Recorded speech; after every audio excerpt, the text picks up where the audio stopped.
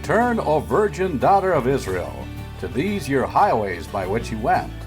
Welcome to Reunion Roadmap, a place to discover the people and communities along the highway of restoration for Israel's house of Joseph. Reunion Roadmap is a B'nai Yosef North America production. Be our guest for the next hour as we meet the people of the emerging house of Joseph here in North America. Hello, this is Safania Pappas with B'nai Yosef North America, and with me is Al McCarn, our Executive Director, and we're going to part 4 with our interview with Mark Randall in the state of Washington. Isn't that correct, Al? Yes, we are. Back to Centralia, Washington. Now, the first 3 parts of this 6-part story brought us from Mark's early childhood all the way through his life growing up in the state institutions and as a ward of the state in Washington, then into his 20s. Well, actually, he went to prison the first time when he was 17 years old, and how our Father pursued him and how he found salvation in Messiah Yeshua in jail.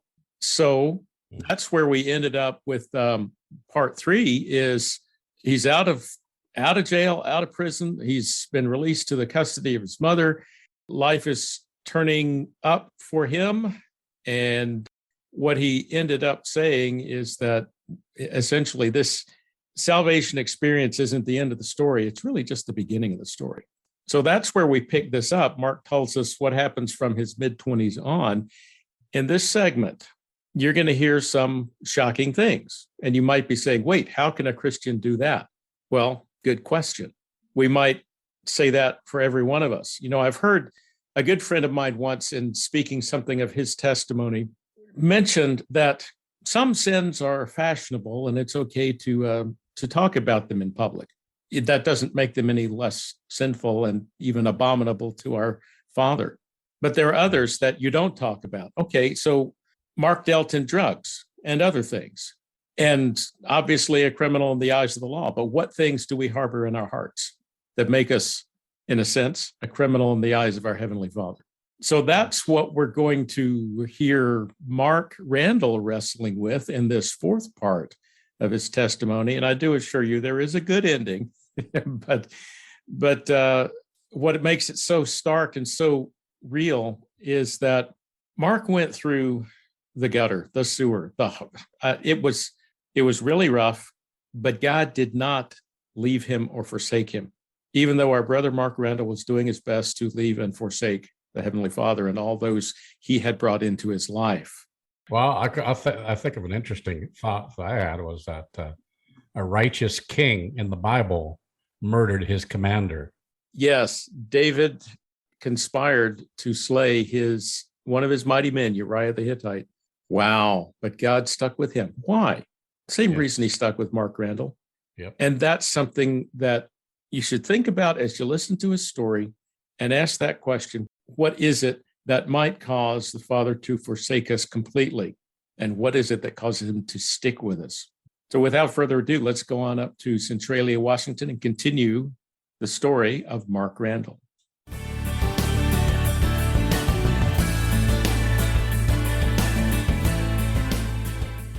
So, there was about a 4 or 5 year period there, Al, where I was okay, married, okay.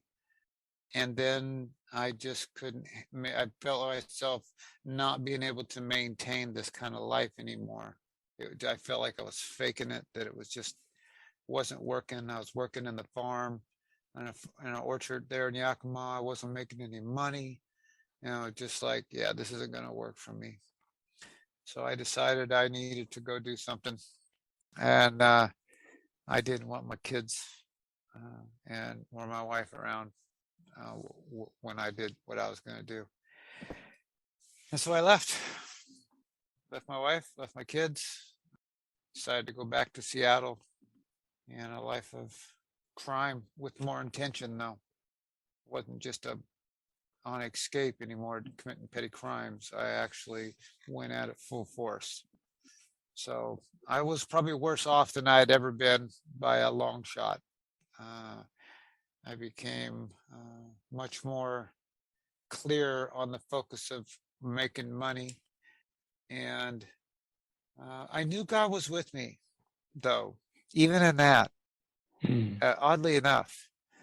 I had a lot of things going on. I I sold drugs, I grew pot, I manufactured them, and I had a nice little crew that I ran, and it wasn't always pleasant. I mean, we did some pretty terrible things, and I was very focused on, making that money and not really thinking about the consequences, and a lot of firearms and violence involved, and shootouts in my home, and people trying to rob me, and one thing after another.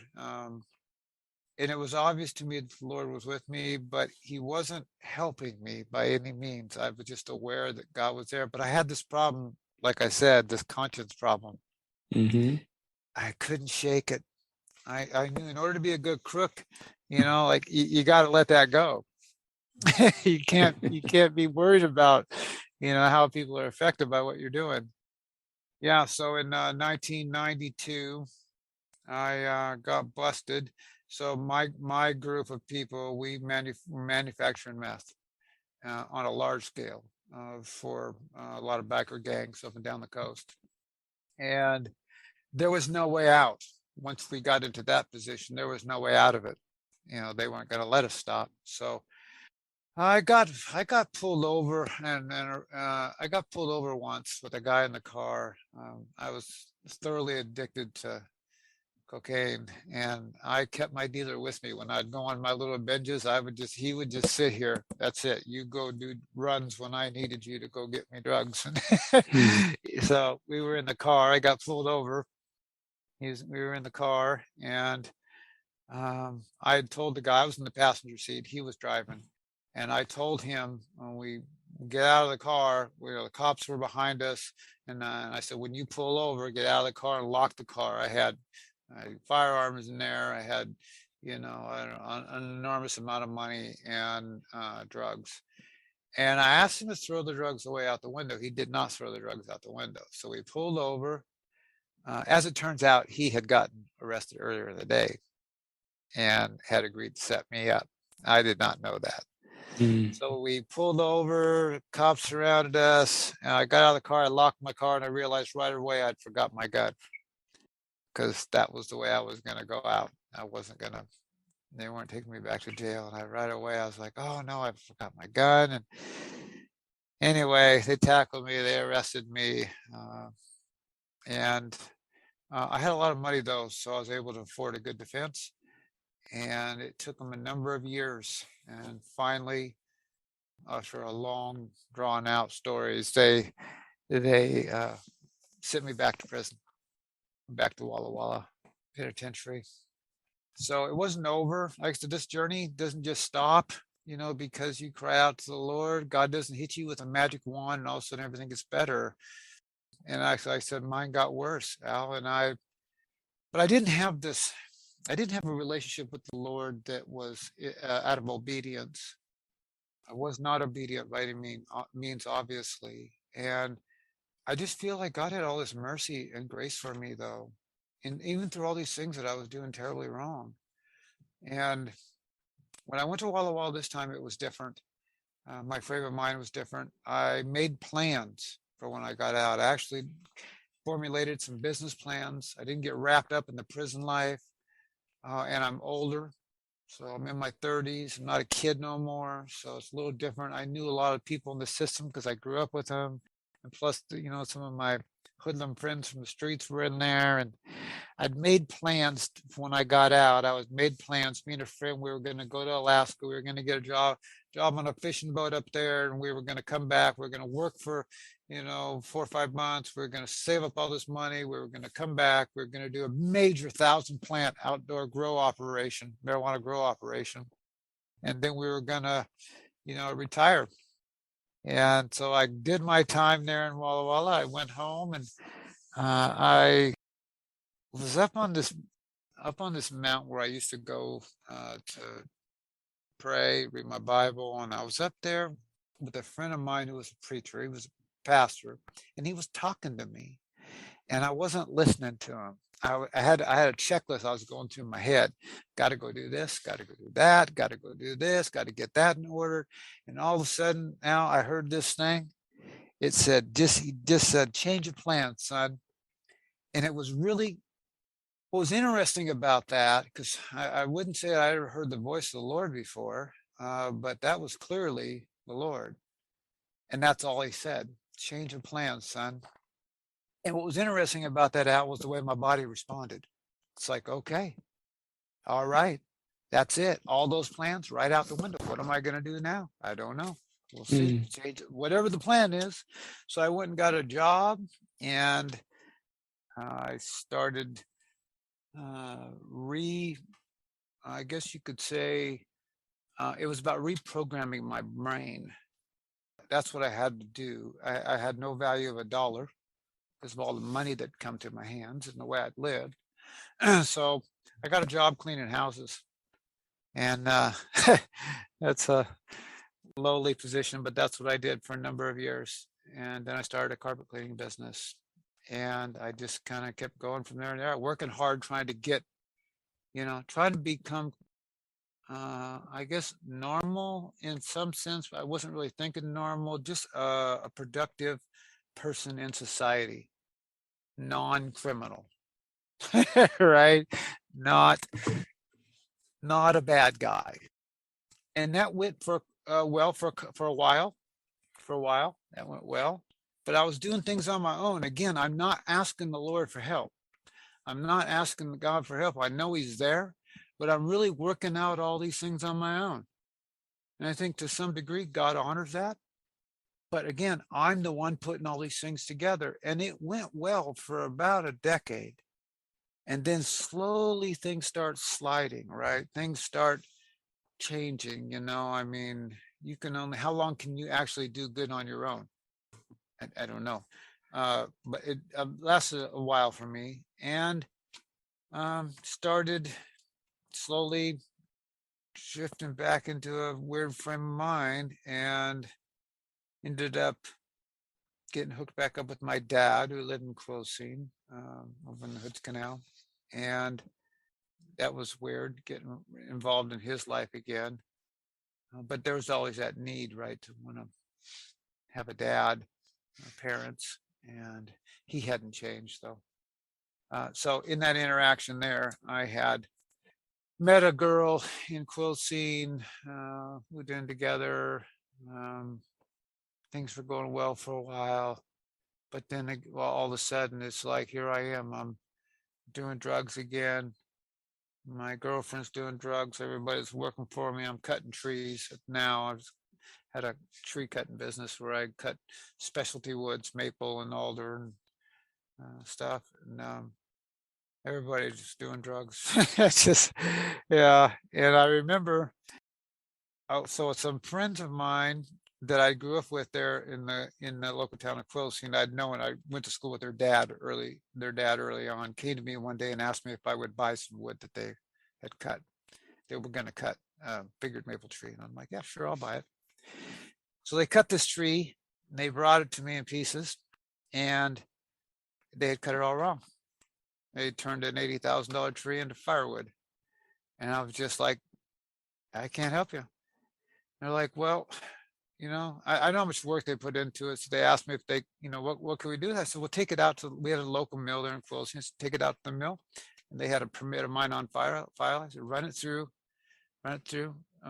so my permit. So I called the mill. I said, hey, the Reeves kids are coming out. They're going to bring you some wood. So just run it through, get whatever they can out of it.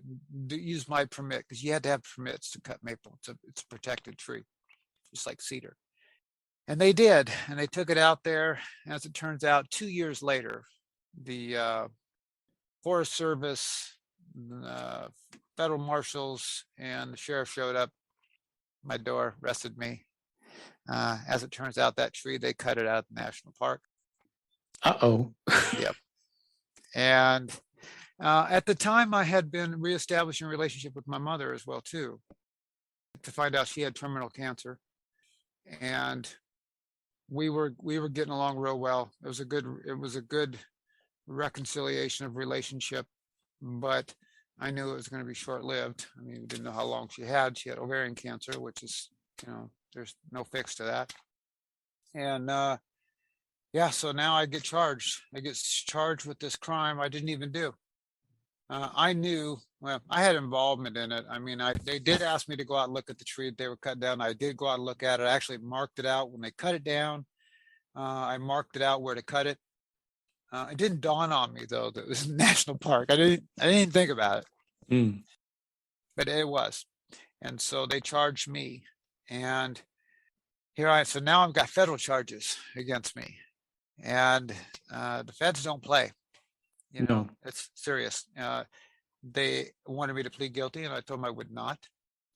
They offered me a year's home monitoring, probation, and a year's home monitoring. I said, you could offer me a $50 fine, I wouldn't take it. I didn't do this. And yeah, that was a ignorant thing to do, to challenge the federal government. But anyway, long story short, they ended up charging me.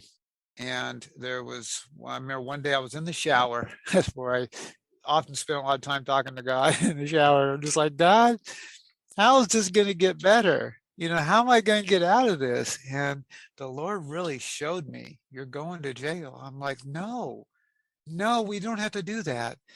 And I felt the Lord tell me, he's like, yep, I need your undivided attention. And there's just a few things in your decision-making process that needs to change. Now, remember, this is 2010. So I'm 50 years old. So this journey, I called out to the Lord. Remember this now, when I was 20, I'm 50 at this time. And I was just like, okay, well, I guess, when God says you're going to jail, there's no chance, there's no way around it, right? And they found me I was looking at an awful lot of time. They were wanting to give me 20, 25 years. They were talking about conspiracy charges and destruction of government property and possession of government. I mean, they don't mess around. I had a fair judge though. The judge, he said when he found me guilty, he said, listen, you may not have known, because I didn't lie when I took the stand. I told him my involvement, that I had to do it, but I didn't cut or steal a tree. He said, you know what, you may not have been the one to cut this down, but you did have involvement in it. You knew that these young men were taking trees that didn't belong to them. You may not have known that it came out of the national park, but guess what? It did. And so you're going to jail. He said the prosecution did not prove its case on conspiracy charges. Matter of fact, there were low-level RICO charges too. They were saying I was running an operation that, a major operation here, hiring young kids, teaching them, training them, and sending them out to sell my wood. And he's like, they did not prove their case. But so they charged me with possession of stolen government property and stealing government property, and they sentenced me on the low end of the scale, which was 13 months. I was like, wow, okay. So away to jail I go. Prison again at 50 years old, federal. Things were different though. I knew this was a God experience. God had showed me that this was what was going on. I didn't have understanding why, but it was nonetheless God, I knew, needed my attention. He showed me that I needed to correct my thinking and decision making, and that's where we lead into where I'm at today, and how I get to this place. So this is 30-year journey or more. Yes. 30 years.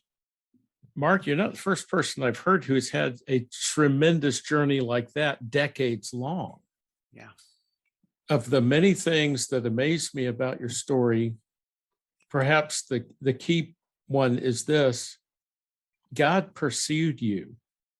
There's that song. I heard it in my head, a number of months ago. The one where they say, God kicks down walls, climbs over mountains, and pursues you. And that's exactly what he did. God, this is not my doing. I did nothing but wrong things, but God's mercy, I believe it's, and I can look back in this in context, Al, and I can see God's mercy in my whole life.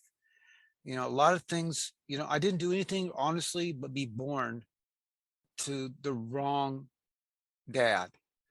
And I can look back at times of abuse and know now. I had a friend named Babby, a make-believe friend. His name was Babby. I believe today, looking back on that was a host of the Lord, no doubt about it. Even in times of terror and abuse, God was there.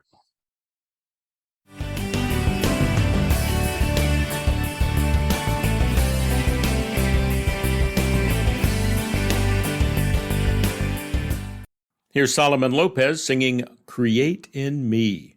You can hear more of Solomon's music at Hebraism.org. Create in me a clean heart, O Elohim, and renew a steadfast spirit within me. Create in me a clean heart, O Elohim, and renew a steadfast spirit within me.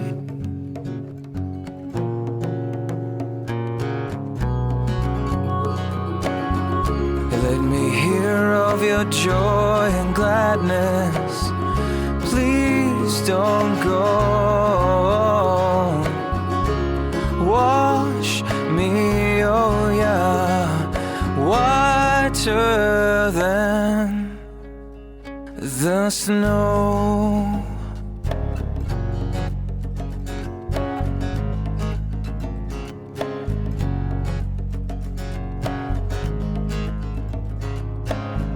Let my tongue sing aloud of your righteousness, O Elohim, of my deliverance, of my deliverance.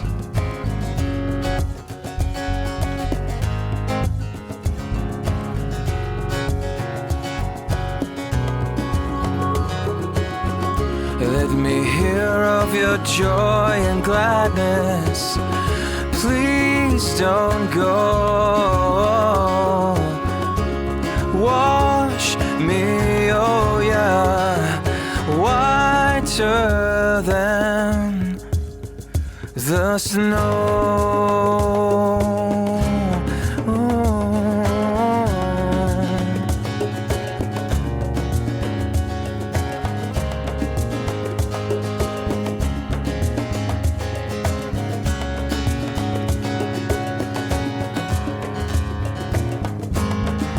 Show me your favor.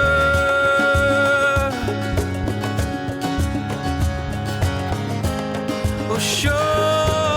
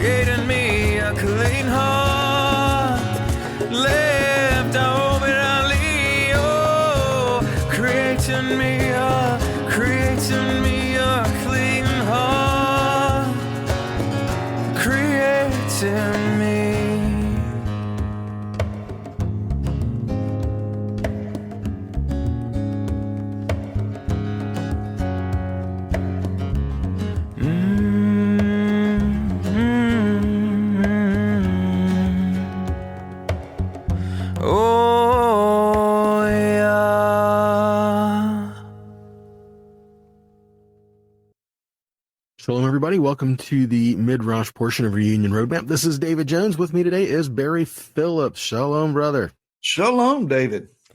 I want to start off today by making a statement, and at first you may or may not agree with it, or you may or may not like it, but I think by the end of it, we'll come to some kind of agreement here. And what I want to tell you, Barry, is you're under arrest. What did I do now? The idea, of course, being Shabbat. That's where I'm going with it. Is Shabbat. We are under arrest. We are told to after every 6 days, and the seventh day to take a rest. And this kind of goes beyond just stop working. I mean, this is a matter of yes, we cease from our creating. We stop what we are doing for ourselves in the 6 days, and then we come to meet with Yahweh on the seventh day. This is a ceasing of our seeking our own things just the rest of the time, and come back to focus on Him. And included in that is coming together in a place of a corporate worship, if you have anything near you at all where you can to do that. So it's a rest, it's a stop, but it's also a focusing on Yahweh, His people, His life, His kingdom, and a reminder of who you are and who He is. And you are part of a people. Now, kind of help to set this up for us, Barry, as back in the very beginning. Let's go back to the beginning when everything was created. And so 6 days Yahweh created everything, and in the seventh day He ceased from His creating. That means He rested. It doesn't mean He was so tired He just had to quit. And I guess 6 is good enough, right? So He ceased from His creating, and so the last thing we see here, on the 6th day, man was created. And so the very first full day that man experienced, in my opinion here, is Shabbat. He was created on the 6th day. So then the sun goes down. That's now the next day. And the sun comes up. That's still Shabbat. So the very first full day man experienced is Shabbat. And what did he do? He spent that time with Yahweh. He spent that time together with Him in relationship. And in this, Yahweh gave Adam some instruction. Now, when I'm not going to say the 6th or 7th day or whenever, I'm just stating here, He gave him instructions regarding the land, the garden, his duties, his responsibilities in the earth. And these were not things of hardship. I mean, if you go back and look at in Bereshit, chapter 1, verses 27 through 30, I'm not going to read the whole thing, but you'll see he says, be fruitful, multiply, fill the earth, subdue it, rule over the fish in the sea, the birds in the air. I mean, all of these things. And He says, I'm giving you as food every seed-bearing plant, every tree with seed-bearing fruit. And I mean, all this. He doesn't say anything about you're going to work hard, buddy, and sometimes it's just going to be tough and rough, and you're going to till the land. You might not get a whole crop. I mean, nothing like that. This was all a matter of the world will yield itself to you and give you what you need to eat. Wow, what a change of things, right? Because we see after the fall, He was removed from the garden, and He was now given instruction regarding the ground that he would work, that it would now work against him. And so He says in Bereshit 3:17 and 19, He tells him, cursed is the ground because of you, and with pain you shall eat it all the days of your life. Thorns and thistles will sprout to you. You will eat the plants of the field. By the sweat of your brow you'll eat from the food till you return to the ground. So here's what I'm thinking. Life drastically changed when we fell. We were always supposed to work, but how that came about is now different. We have 6 days that we are to work. It says 6 days you work, and the seventh is Shabbat. So we have 6 days we are to work. We're to do what we need to do to make the means for us to live and provide for families and provide help in the community and do all these things. 6 days you are to work. And then the seventh is a stop from that hard work. The reminder of the curse here, the 6 days, and we stop everything to come back in that seventh day so that we can have, again, that relationship with Yahweh, that relationship with his people, a reminder back to the garden, back to the way everything was intended to be created and to function and to do. Every seventh day, we have that reminder back to that relationship with Yahweh. And in my thinking as well, a reminder to the, the 1,000 years when, every day is Shabbat kind of thing. So there's a lot in here that we're looking at. And I don't know why, I mean, even myself, back in the times when all this was being revealed to me for the first time, I don't know why we fight so hard to rest. Well, we fight so hard to say, no, the seventh day, you stop doing all these other things and you pursue your relationship, because you're in covenant with Yahweh. You pursue that relationship. So there's a few different directions that we can take this and kind of go in. Barry, where do you think we should take this? So, David, I'm thinking back to the time when I first heard about Shabbat. I was pastoring a church, been in pulpit ministry for a couple of decades. I knew about Sabbath. I didn't know about Shabbat. And there's a difference. You can call a variety of days Sabbath, but if you're going to identify Shabbat, the scriptures only identify one particular day as Shabbat. And the individual sitting with me in my dining room discussing this with me, trying to help me to understand a better concept of Shabbat, was talking about it being a day of rest, refreshing. My eyes lit up and I said, whoo, so I can go play golf.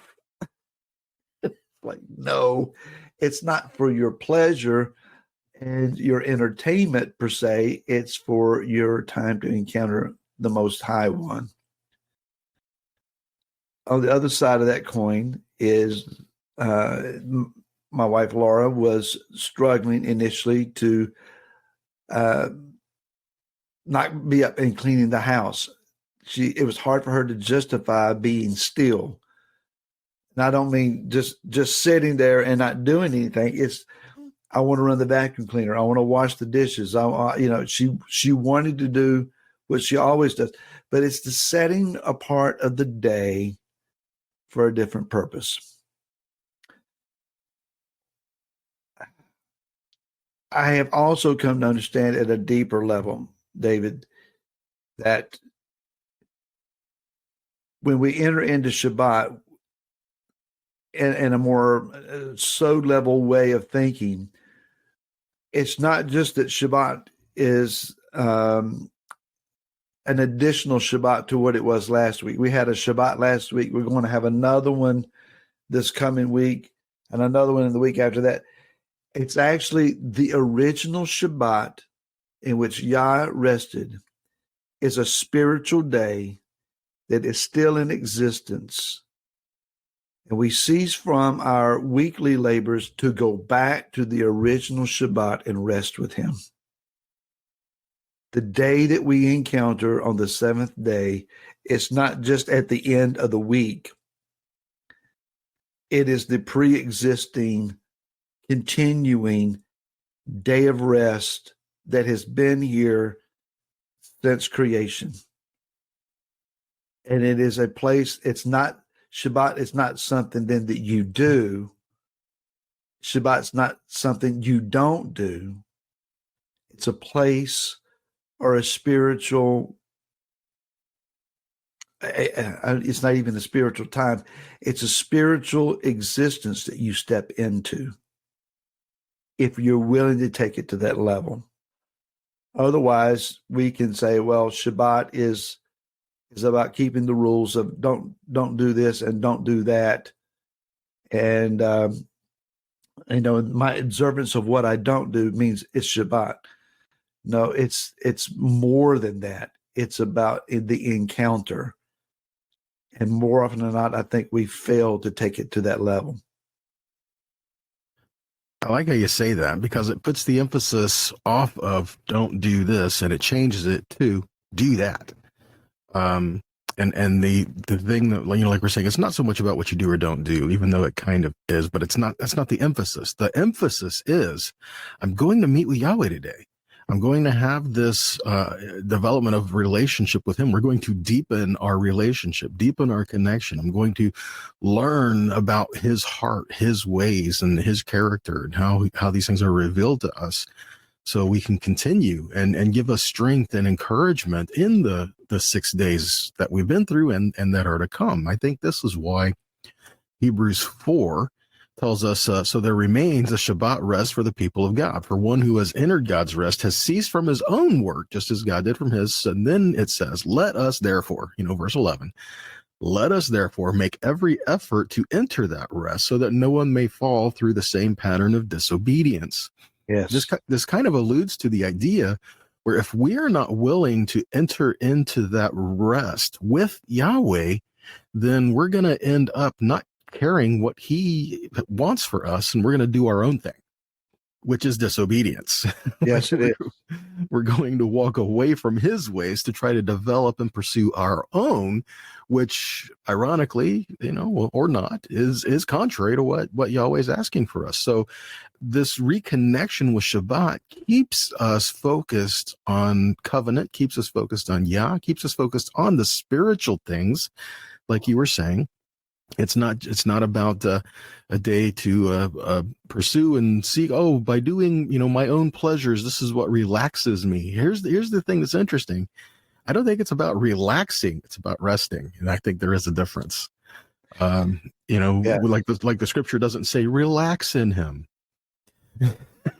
It says rest in him. There's another way of looking at this as well. I've heard so many people say, after the week that I've had, I need this Shabbat. As if Shabbat is the day that we recover from the week that we have just experienced. I read a rabbinical commentary that says that's actually the reverse of what is true. The Shabbat that we experience is the foundation from which we then encounter the week in front of us, not recover from the week that is behind us. So the manner in which you engage and experience this approaching Shabbat sets then the foundation for the week that is yet to come. So if we're only using Shabbat as a recovery day, then we're failing to use it to prepare ourselves for what is in front of us. So I will mention that learning to experience and embrace Shabbat realigns our body clock, and your body begins to anticipate, your spirit begins to anticipate this set apart day. In that manner, then, if we can use it correctly and experience what we're supposed to from it, then the week that follows after may be one of labor, but more fruitful and enjoyable labor. So we can use this as a springboard. Absolutely.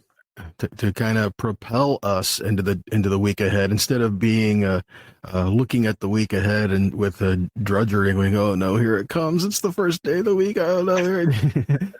we can tackle it. It can propel us into I am now equipped, refreshed, and ready to go into the first day of the week. And as I do so, I'm going to carry the presence of what I have on this day into the other 6 days. Yes. Yeah. It's a means of coming back and carrying his presence with us, which is what we should be doing, right? If he lives in you, that should be shown in your life. If you're a light, you're supposed to shine, and that's what he's called us to do. Amen. Indeed. But David, I think we run out of time, brother. Man, it goes by too fast. Yeah, it does. Well, on that note then, guys, we love your feedback. We love to hear from you. So please let us know what you're thinking, and if there's anything you like addressed or like to hear in the future, let us know that as well. All right. So until then, you can reach us at Reunion Roadmap at BnaiYosefNA.com. Till next time, shalom. Shalom.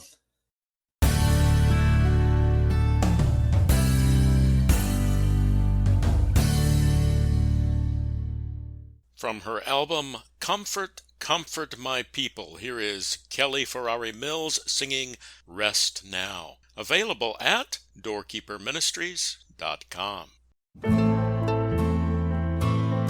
God's rest means to cease from striving, to rest from labor, to give it all over to Him. He commanded us to rest on the seventh day, doing no work, but taking delight in Him and all that He has given us. Yeshua said, "Come unto me, all you who labor and are heavy laden, I will give you rest." Rest now, rest and abide. Under my wings you shall hide. My peace I give unto you. Each day my mercies are new. My thoughts are not your thoughts. My ways are not your ways. As heaven is higher than earth, so my ways are higher than yours. Rest now, little one, rest. Lay down all of your strife. Your flesh must come to a death, so my hand can bring forth new life. Be still and know I am God. Feel my spirit surround. Seek me with all of your heart. Seek me, and I shall be found. Rest now, give it to me. Your heart can never be free till you surrender the strain. Give me the hurt and the pain.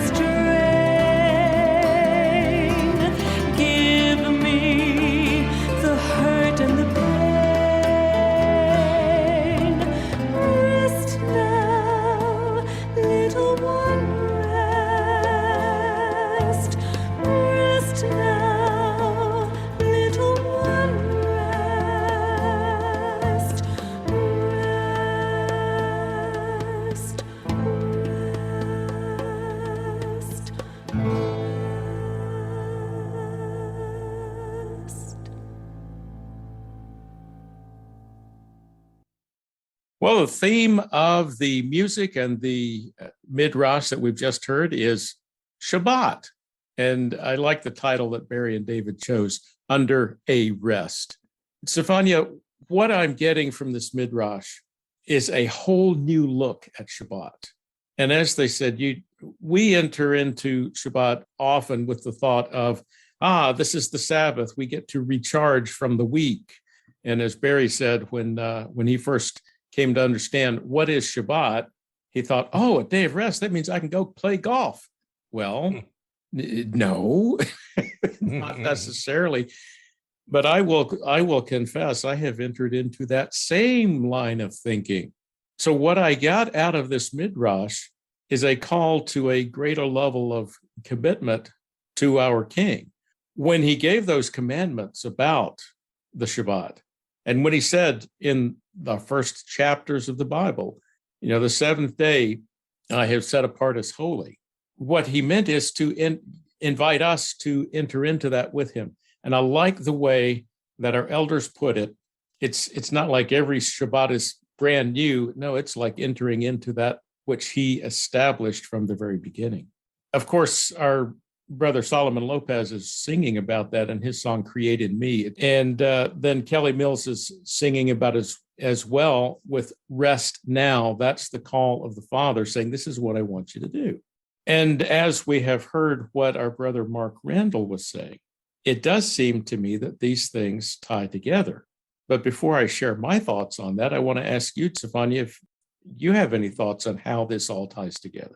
Well, first of all, I would just like to say if you are enjoying these particular podcasts and you'd like them to, you want to bless us, feel free. There's the donate button right on our website.